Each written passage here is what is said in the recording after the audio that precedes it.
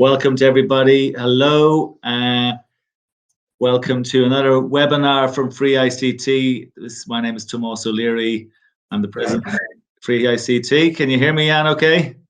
Yes, I can hear you, and I can see there's a response in the chat as well. So people are hearing us. Good, good. We're Houston. Can you hear us? Excellent to see. Canada was 9 a.m. All right. Okay. So people got the wrong time. I don't know what happened there. Yeah, technology. Can never don't rely on it, ladies and gentlemen. We're here now, though. We're live. We're recording. Yes, ladies and gentlemen, we are here to talk about a couple of things. Actually, and Jan, I think I can share some slides as well if you wanted me to do that, which is great. yeah.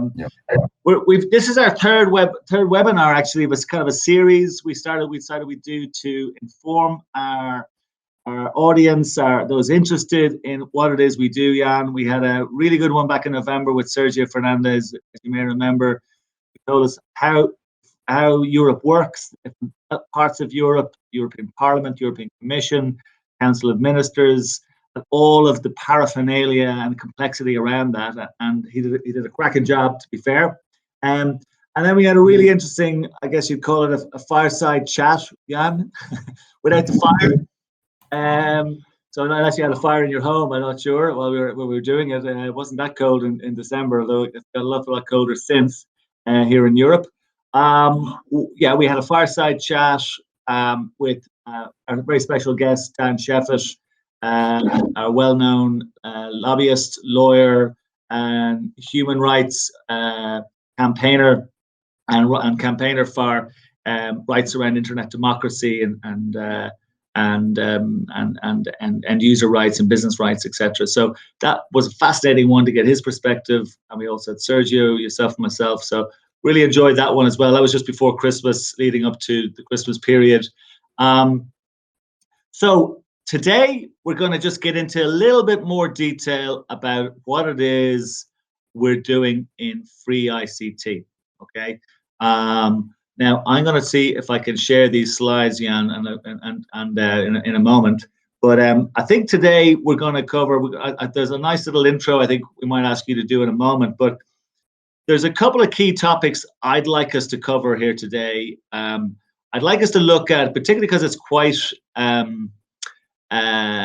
it's in the spotlight around abuses and anti-competitive activities by the major tech companies. Now, I know predominantly what we hear about is maybe the very well-known brands, consumer brands in the tech world, but those restrictive practices and abuses are not just confined to those, as we know. We would talk a little bit about how we make change happen, because we've had success in Europe, and I think it's important that those listening understand that there has been success and you can have success. How it is we've impacted some policymakers here in Europe, what we think would work going forward. And I guess the importance of the law. We had a lawyer last time, and neither you nor I are lawyers, Jan. I feel like we're lawyers from time to time, but certainly we're not lawyers, and we certainly need to bear that in mind. But I think there's an importance that the law has in our lives that we should be aware of and make people aware of, that they can actually impact the law, and the law has an impact in their lives, particularly in the business world. So they're the things I want to talk about. I don't think I could share these slides, Jan. So we'll just talk through as we had planned. Do we want to maybe start with what would be a very useful start, Jan? And I know you and I work together, and this is if we both know, but just for the purpose of the audience, and I know you articulate this very well, just maybe talk through what it is that we're doing and have traditionally done in Europe. What it is that Free ICT is doing on the ground in Europe. Could you talk through that, perhaps? So yeah, we want to categorize the activities, what we are doing. Then the first thing to start with is the most obvious, maybe for most people, but not always the thing. It's we've done continuously. It's the lobby element, reaching out, informing, and making sure that policymakers are first of all aware of free ICT, of the market we represent, and the issues in the businesses of the companies, and have a different view on what's happening on the market. The second point would be around studies and research. Some studies are being carried out by the EU themselves, the GRC, or other organizations that have an outsourced assignment to do so.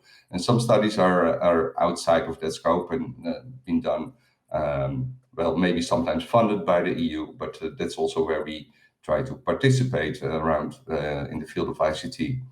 Then the whole legislation, the development, the process, how to come to a law, it has been explained a little bit by Sergio in the first session. So that's a roundup of many things: research, consultations, group meetings, new versions, and a whole process where we also actively participate. And going to tell a little bit more around that on the Ecodesign directive project. So next to that, we try to inform and also give some an advisory role, as we shared before. Thomas and me are both a member of the multi-stakeholder platform of ICT standardization. So does that make us bureaucrats? Does it? Do you know the only thing I'm disappointed that because I wasn't able to attend any of the meetings in 2019, and I had planned to attend them in 2020. I couldn't come to go to a proper bureaucratic meeting in Brussels. I would have enjoyed that. Yes, it's all online, of course, now. So Thomas, the next one is on Thursday. I'll be there. It's online. I'll be there. Yeah, and well, the last thing to last activity is nobody can do a thing really on their own. So we need to have alliances, and that's also one of the key tasks that you want to share and gain knowledge also from others, and sometimes make a front towards other players in the markets. So alliances are important as well. Yeah, I was going to ask you. We might have a little chat about that, Jan, because that has been really important for us, hasn't it? I mean, we've had some really good alliances with both non-profit organizations and indeed organizations that have been set up by the European Commission with outside the Commission. Isn't that right?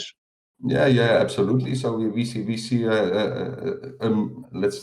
it's more than a movement, but also in Europe there's a right to repair, and that's grouped quite a lot of interesting organizations, and also very interesting because you can also hear some specific developments in certain countries. It's not only what's happening in Brussels, but sometimes also what's happening in Sweden, what's happening in France, what's happening in Germany, and share that knowledge as well.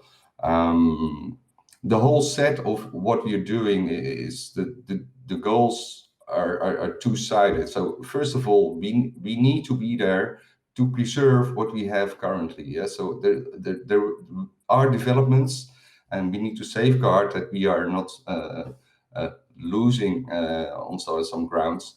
And on the other hand, we need to take leverage of the options to make a change and to make sure that the businesses that we represent are being notified and being accordingly being a part of the new legislation that is coming up.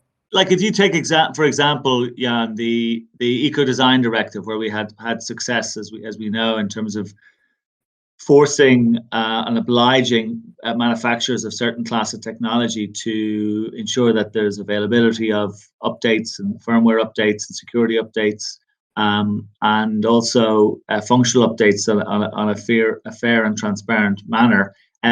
People like ECOS and EBB and others, and you mentioned the Right to Repair organization in Europe, they're the sort of organizations we've worked well with, and many others. Like we've had conversations with Digital SME Alliance and Etsy and others. I mean, are there others that we should mention that might be worth a mention? Well, it's not an advertisement campaign, but so what we see is that we just more and more aligning with the Digital SME Alliance in Brussels. But don't forget that we also connected to sometimes the UN International Resource Panel was helpful at some point, which is more that's also that's a global high-level organization. We're also the OECD. We've been connecting with, and sometimes also with some large multinational companies that are in a total different ball game as the ones as the IT providers that we talk to. But yeah, so that's it's an interesting bunch where we are connected with. Let's call it that way, I would say. Yeah, and there's some key elements of what we've been able to do. And Ecodesign is I guess I know it's probably the one we're probably best known for being involved with, but there are others as well, aren't there? I think maybe it's good because you mentioned Ecodesign already twice, to give that a little bit of more understanding to the people. So about 5-6 years ago, an Ecodesign project started in Brussels. And the core aim was to look on what's now on the market, which products are using a lot of energy. And then they took from the large energy consuming products, they made special groups and said we need to work on and set requirements that we want to remove products from the market that are in the product group they are using too much energy. So we are putting requirements as a minimum and maximum or a maximum level of energy consumption, and so that's the core base where it took off. And after that, with seeing the developments in time, there have been more circular elements being added to that.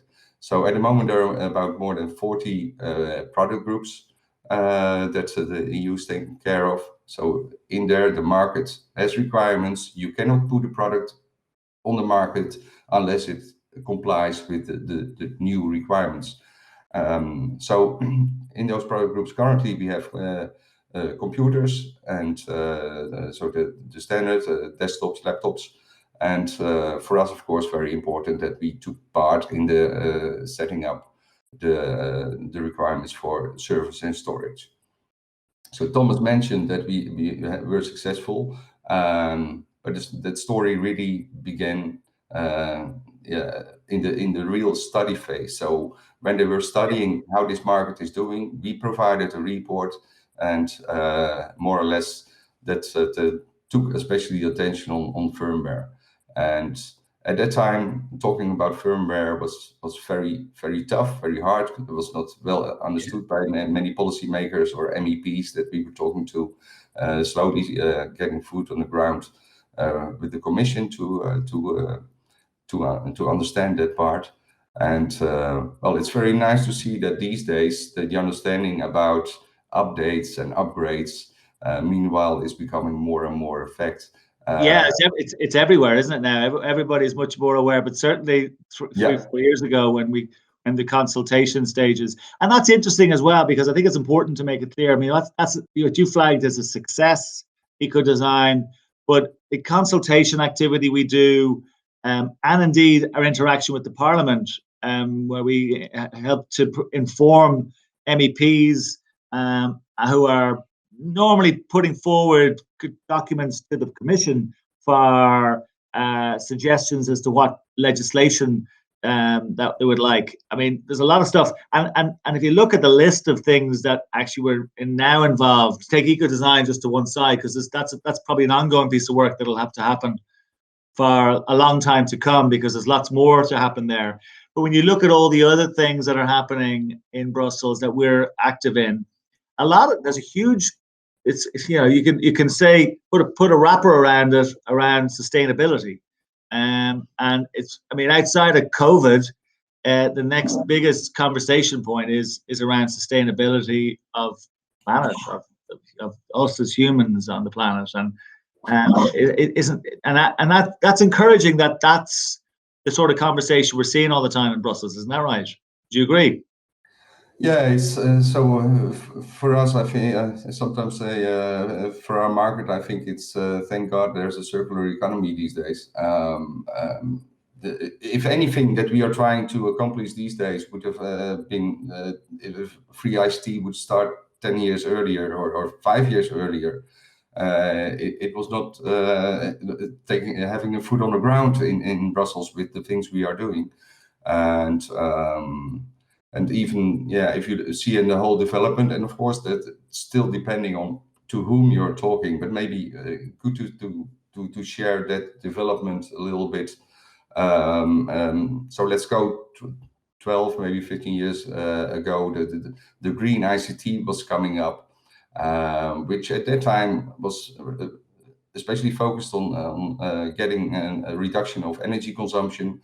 So the big green IT advertisements were more or less have a refresh cycle for servers after 3 years, because then there's a newer system that's more energy efficient. And next to that, there was, we need to recycle them properly. Those are the two main elements where the whole greening started. After that, it became clear that that was not enough. It needed to be more sustainable, and we focus on reducing e-waste was clearly coming up, as well as the reuse was put on the agenda. And that was just a step up to the circular economy. And the circular economy up to now, it's by me often said like we just use the circular economy is still a bit of a hobby. It's we take the low-hanging fruit, we do the things that are easy, and taking it really step by step. And the circular economy is more focused then also to look on the design of a product, how it's been put together, how it can be pulled out together, dismantled, and repaired is coming up. And a focus on the materials and how maybe you can also extract the materials. It's looking at the whole life cycle, isn't it? Yeah.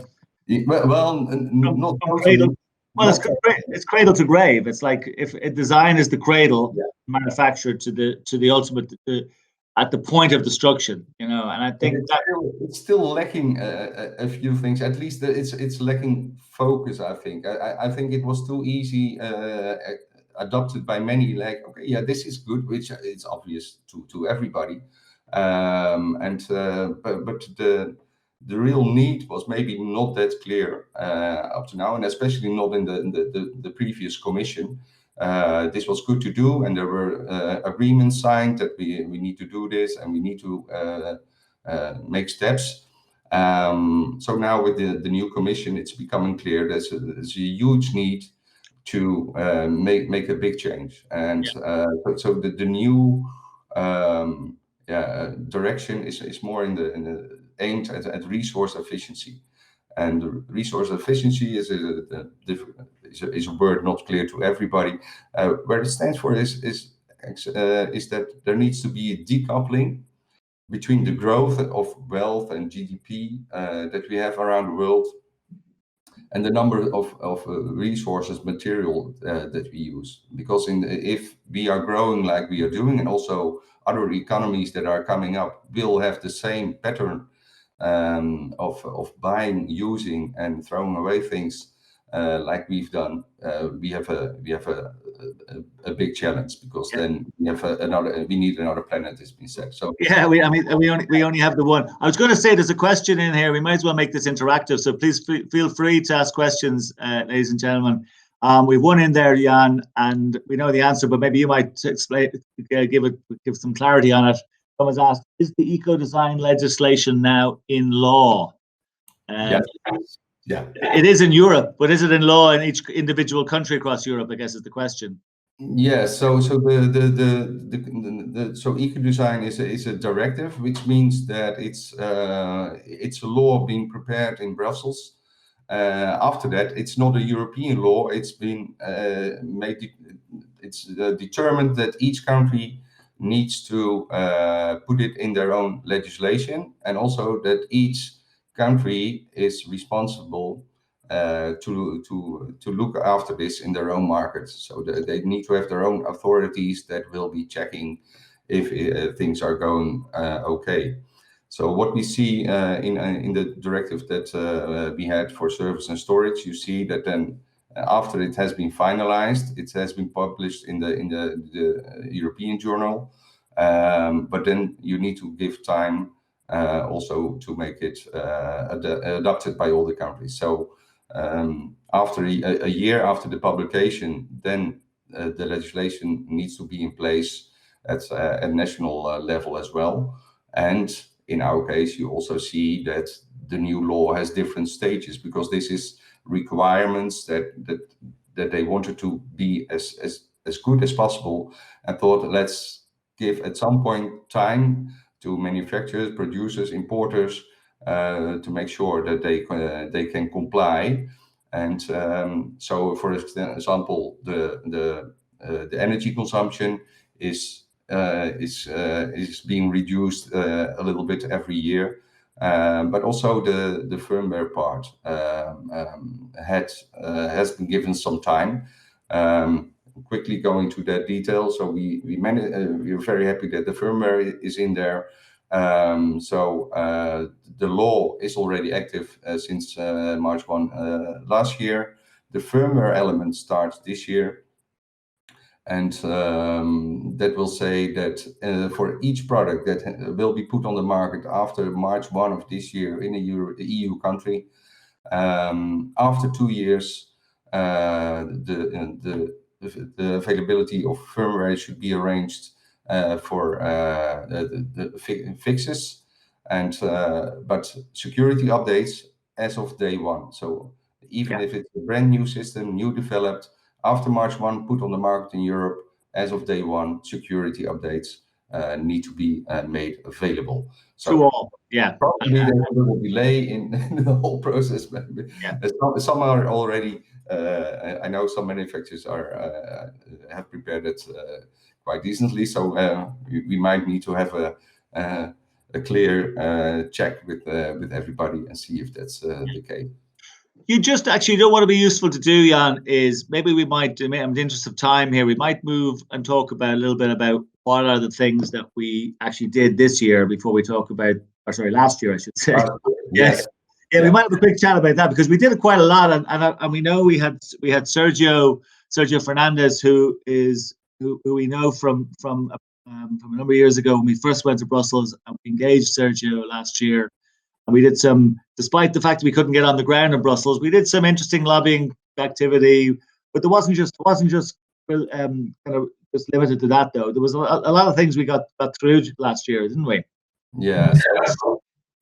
So to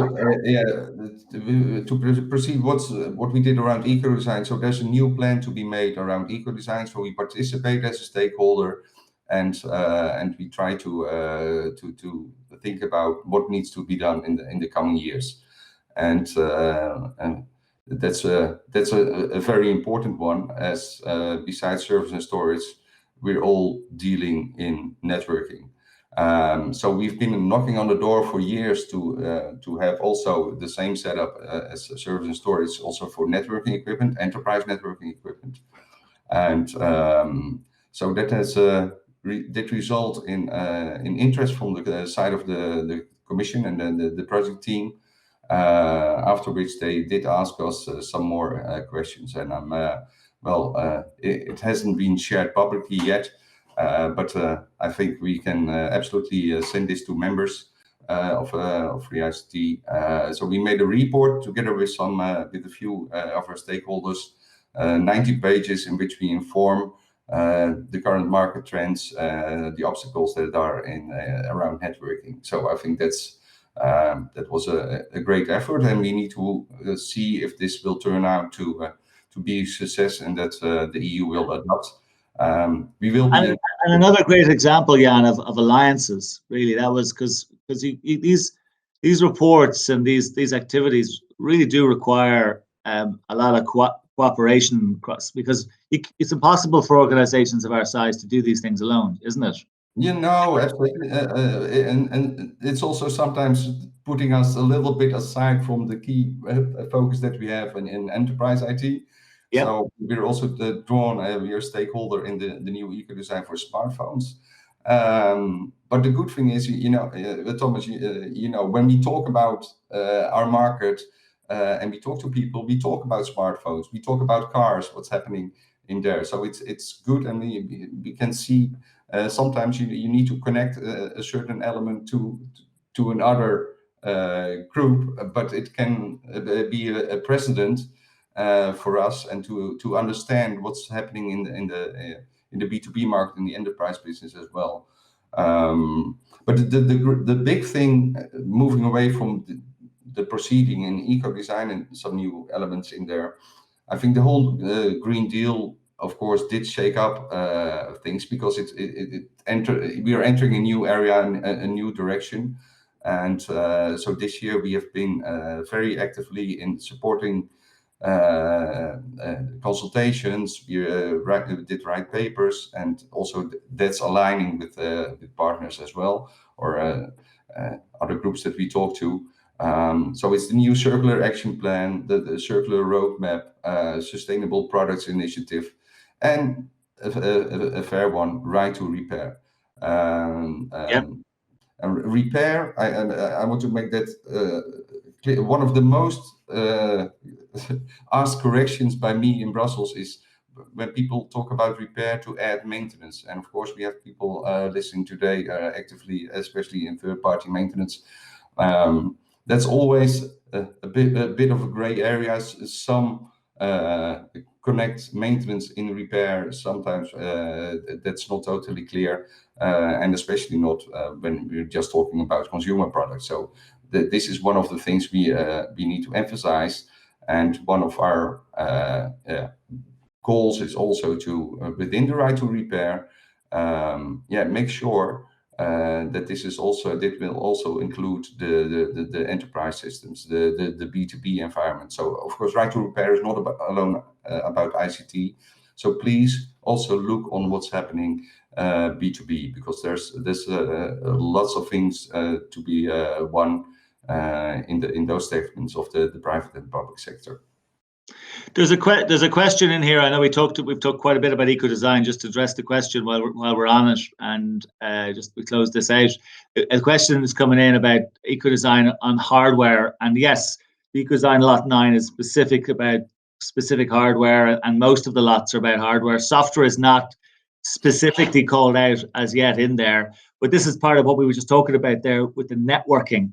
And networking wasn't included on the first round, and now it's being discussed. So there are, obviously firmware is a form of software, so software is going to be part of it, but exclusively software or exclusively applications, those things, our view is that all of these things will be on the table. All of these things will be on the table. And indeed, we'll talk a little bit about 2021 shortly, but the Digital Markets Act and the Digital Services Act. So there are things in there that potentially could have an impact and be important for us going forward, as they progress throughout 2021. We'll touch on that shortly. But yeah, to answer that question, Ecodesign is currently predominantly about hardware. It's around the sustainability of hardware, but increasingly software is part of that picture.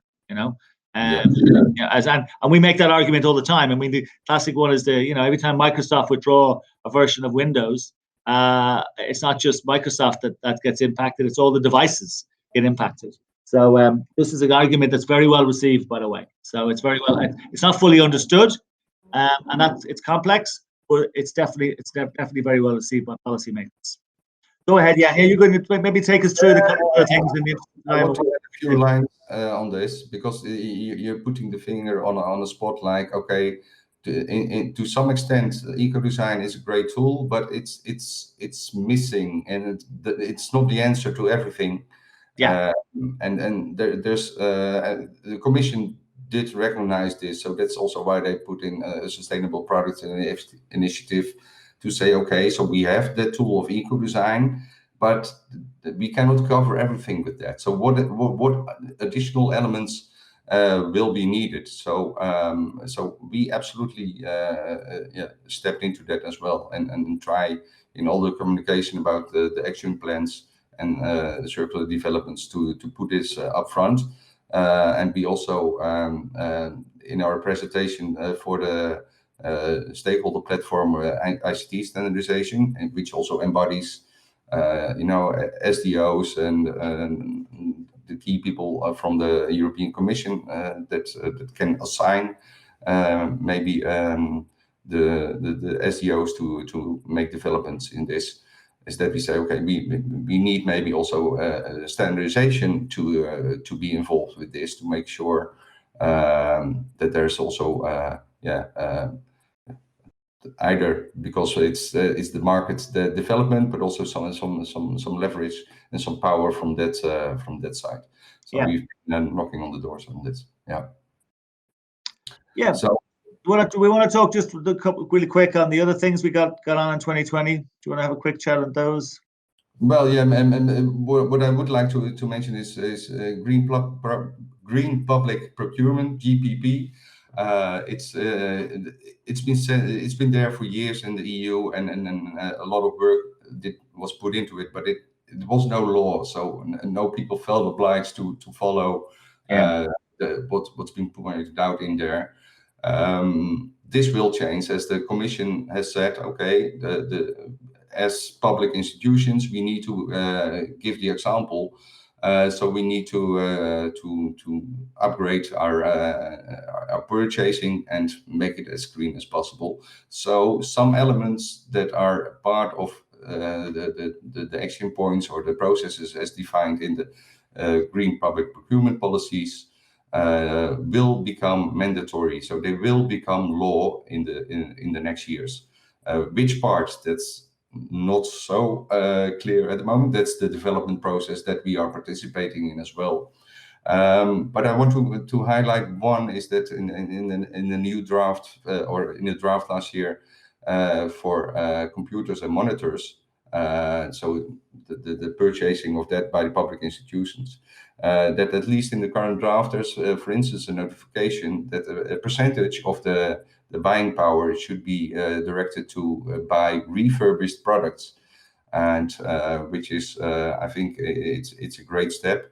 Hope that will become mandatory and accepted and mandatory, and that will also help us to do the same thing in the same kind of procurement policy for data center equipment that we are also a stakeholder in. So important little steps, and things how we can connect our issues and also promote our businesses to Brussels and to the market, and shaping the future at some point, and to make sure that it's clear that there are also independent providers. It's not only the OEM that's providing ITAD services or providing refurb equipment.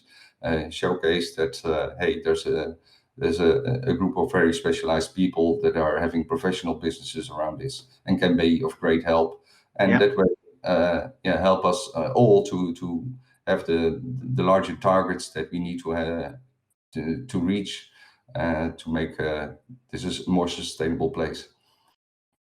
Okay. Yeah. Is there anything else before we move on to this year and what our plans are? Anything else we want to talk about? Want to mention? Yeah, maybe clearly. So our lobby activity was it's been shared with Sergio a little bit. So we were especially focusing on the Parliament last year, helpful in writing text and providing input for a report from the side of the Parliament about the circular action plan. I think that cooperation went very well, and I think we can be proud on that. We will have to see what the outcome will be, but it looks promising. Let's call it that way. So I'm very pleased about that.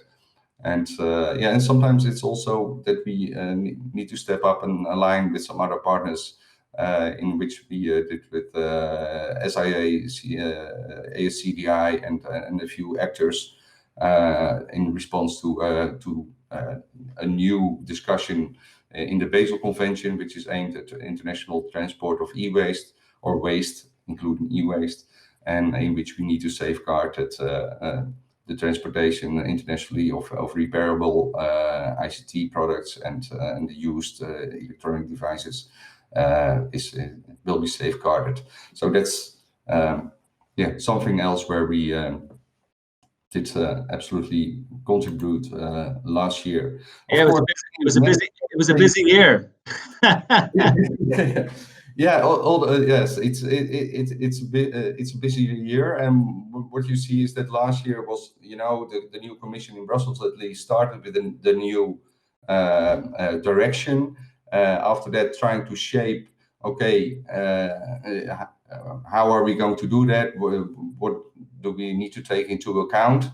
And so the next year, the coming year, this year, is really shaping the structures, shaping the plans, and after that, let's say in 2022, it's really working on the real details, because at the end of the day, the devil will be in the details. We need to make sure that some wording is absolutely right, and that we can raise our points to make it happen.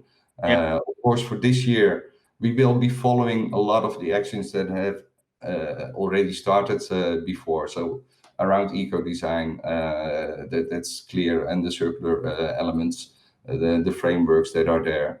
There's a question in here actually about, because obviously networking is going to be still an issue for us, and as well as getting software on the agenda. I see some chat here about software and the importance of software, which is great to see everybody understand that.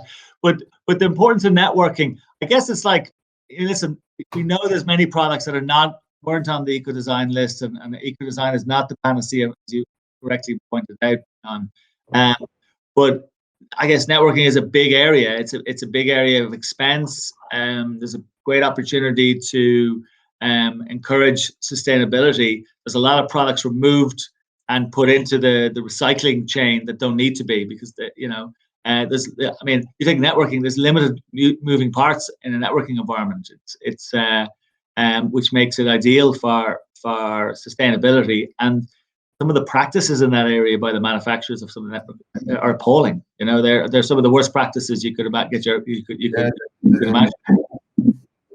We clearly indicated some practices that are, in our perspective, going against the whole circular ideology or thought or need that we have. So that's clear, and that's so yeah. Yeah, and it's talk about, when I said at the beginning, where do you see abuse?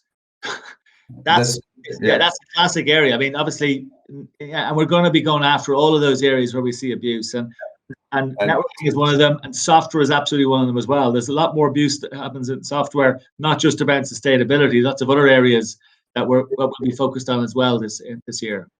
Maybe also good to I wanted to save it for the more at the end, but one of the key things that we need is real input. And around the networking report and the communication next to that, because of course we interchange some information. Two examples that were provided to me from the field were really eye-opening examples to the commission. And also giving it maybe the urgency that we need to make this be accepted as an eco-design product group. So that's also one of the calls that we will make again, maybe at the end. I want to say that also on the list of eco-design products that probably will be or that can be selected, UPS systems. It's coming from the previous commission already, so UPS systems will probably be adopted as well. Small home routers, that will huge quantities in there, not so much into our business, but maybe there's something in there that we can connect with. And so it's there's more to come, in which we will probably also need to participate. And I think, well, for what we did and on the lobby side is we need to go along with the process. So last year was especially on the parliament, and our focus. We really now need to be speaking to the people who are working things out and preparing the documents on which decisions will be made. So that's the side of the commission, as the institute of the commission. So we also need to be involved in that. It might be worth just in layman's terms to explain that as well. The new circular action plan that you talked about earlier, we are expecting that to go to the Parliament, isn't that right? Sometime February time, in about a month's time. Is that correct? Am I wrong on the dates there? I think these dates change. Resolution around that will be coming up, and other elements like the decision about the Ecodesign product groups that was aimed at January, but that's now it became in March. So a few months patience for that. Yeah. But yes, and some next to the processes that we follow, where we are stakeholders and some new things that are coming up, we clearly also need to highlight a few points in which we want to talk to the Commission and inform and promote or participate. I think the two important elements that are on our agenda is software needs to be put on the spotlight. There is from how things are organized, from contracts to audits, to ways on how sometimes software can be abused to shut down a system, a device, move you to a newer one. So we are absolutely working on this, and also we'll try to get other partners sharing this message. I think it's an awareness that's coming and growing more and more. One of the challenges is how can we put this somehow in a kind of legislation, as it's probably not going to fit Ecodesign. So no, it's not going to fit there, and that really is our challenge, isn't it? It fits as part of firmware, but it doesn't fit as a broad. But I mentioned at the beginning, maybe something like a focus on the legal aspects of software might be to our benefit. There is certainly appetite or indication that there's an appetite to look at the legal aspect, whether it's intellectual property rights or whatever, to have a focus on that. So we're going to be doing a lot of work to see how real that is. When we look at Ursula von der Leyen's original letters to all her commissioners, she certainly had indicated that there was an openness to consider changes like that, which would have been unheard of in previous administrations. So yeah, I would be encouraged, John. Anyway, that's for sure, that there's at least light in the spotlight, if you know what I mean. Yeah. One other element that we are more or less giving a counter voice is that the European Commission is more or less promoting the business concept of product as a service, and no shoe fits all. And but especially for our market, there need to be a counter voice in our perspective. Product as a service, when there's a product that's going to be reused, resold, new owners, etc. Especially, I think that's the core category of products which we are working with. That needs to have some clear rules. And why? Because product as a service will mean that the provider, let's say in many cases, the organization linked to a manufacturer, will stay the owner of a product. It's a monthly fee, and having the product delivered, being maintained, software updates included, but also technical service, 24/7 support is included. And at the end of the contract, it goes back to the owner, which is the manufacturer. And at that time, they will decide how many of the return devices will be put back on the market, being refurbished, reused, etc. So it's so to us that's a development that cannot be stopped. Yeah, it's a service, it's a business model. That's fine. It's the trend, but legislation. But there's limitations here, Jan. There's another form of lock-in coming around the corner here if we're not very careful. Isn't that right? Yeah, absolutely, and it's hurting the circular economy potentially, and we need to put some good things together to make sure that we are safeguarded, but also that the end customer still have an option at the end to buy instead of returning the device, etc. And that could be helpful to both the circular economy and also the businesses that we represent, of course. Yeah. There's a couple of other things we're working on too. I mean, we're only really touching on them at the moment. One is around open source, both open source software and hardware, and there's been a lot of activity anyway for a number of decades around this. And this provides an alternative, again, to that software as a service, product as a service, hardware as a service. That's something that we are certainly exploring to see, can we work with the people in that space to see have we got some common goals together to particularly around legislation. And we will. One of the other powers that is coming from this from the development in the open source arena is that it will also put some pressure on the manufacturers and the vendors to maybe because there's when there's a clear alternative coming up, then your power is becoming less. That's one of the other elements that are very important in relationship to this. The one area we don't, I guess it's not necessarily a Brussels related activity, but it is important to Free ICT is what we do, which when we focus on the ultimate users of the product, which are the end users.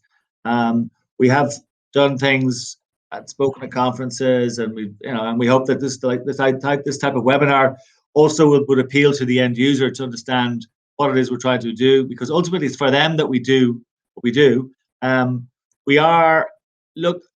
role we do in the standardization area has opened up potentially a door for us to maybe have some influence around standards, and presenting a kind of a professional arm of Free ICT and saying the things that we do actually add to sustainability. And if you have sustainability goals in your business, you really should be considering the secondary market, and you should be considering stretching the asset life cycle and using local SMEs in many cases, and organizations that are open to that, not ones that are necessarily close to that.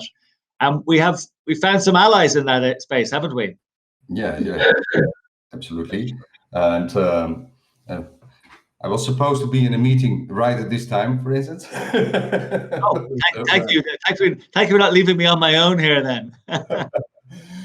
So what also the nice thing is when we just joined this ISO standardization project.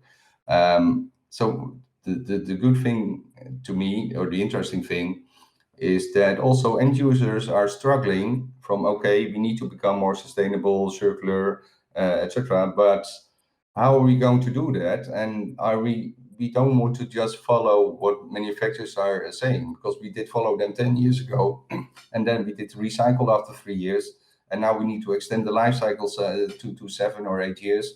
And how are we going to do that? And well, there's also new. Of course, there's new ways in using shifting away from desktops and the thin client, go to thin clients, whatever.